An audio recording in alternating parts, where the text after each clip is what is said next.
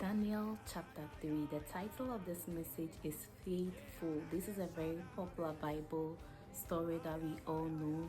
King Nebuchadnezzar had built a huge statue, commanding all the people of the land to bow to this statue at the sound of all the instruments that you can think about. The governors, the president, the priests, all of them were supposed to bow. And so King Nebuchadnezzar had built this statue, and then they had played the instruments, and all of these people have bowed. But then there were some Jewish boys that were working in the province of the king, and they decided not to worship his god nor defile themselves. And so some of the officials went to snitch on them, right? So even that is telling us that as Christians, once you decide to set yourself apart from the world, you get people that will be jealous, you get people that will criticize you. You do not have to give up. So they snitched on these boys, and then the king sent for them. When they came, the king said that you are going to bow to my god, whether you liked it or not. So the king made a decree prior to that anyone who doesn't bow to this statue was going to be thrown into a burning furnace. And so that was the decree. When they brought the boys, the king Nebuchadnezzar told them that if you don't bow to this gold statue, this huge statue that I've made, you are going to be thrown into the burning furnace. And then the boys said something in synergy. The Bible said that they said, King, we are not going to argue with you on this matter. Sometimes when things are going on, you do not have to argue.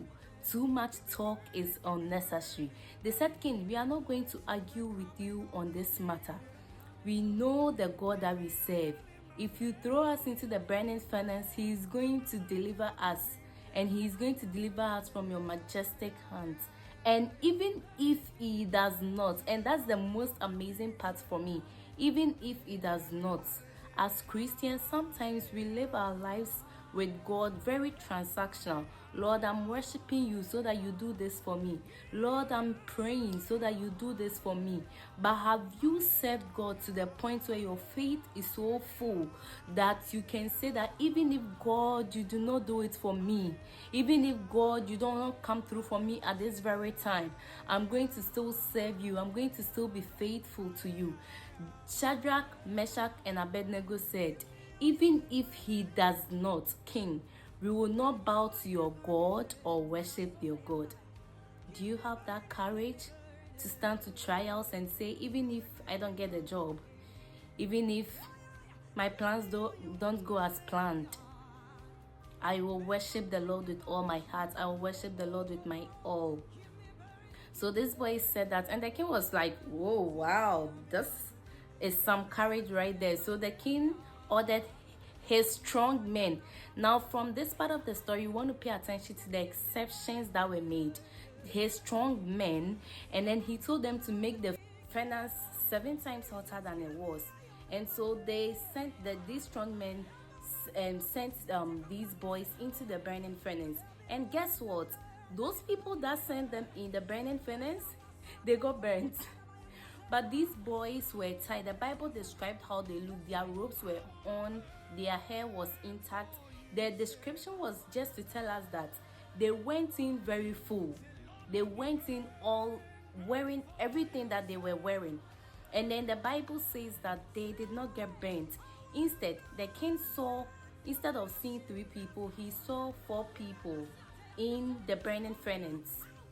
And the king was like, are these not the boys that I ordered you guys to put them in the burning furnace? I'm seeing 4 people. And the king, with his doubts, was seeing the 4th person as the God, the son of the God. In every situation that we are facing, there is that 4th person, there is that 2nd person in our midst who is God. He is there with us. He knows it all. So Daniel and his friends, Shadrach, Meshach, and Abednego, were in the burning furnace, and then they were not getting burnt. So then the king started praising God, Your Majesty. He started giving God the accolades that they serve a living God, that he commanded all the people in the town to bow and worship this God. Everything you are doing as a Christian, the goal is to glorify God. The end goal is to glorify God. So this story that I've told you, what is the moral lesson? We have to be faithful to God in all times. Also, surround yourself with like-minded individuals. I was surprised when the Bible said the boys said, meaning they said it together. And so if your friends, or in this recent times, is your group of friends going to stand for the same thing? Is your group of friends going to defend or be faithful to God in this same way?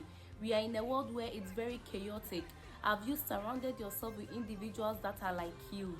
The trials will come, but we need to get to the point where Shadrach, Meshach, and Abednego got, that they said, even if God has not come through, I will still serve God. Even if I don't get a job, God is still God. Daniel chapter 3.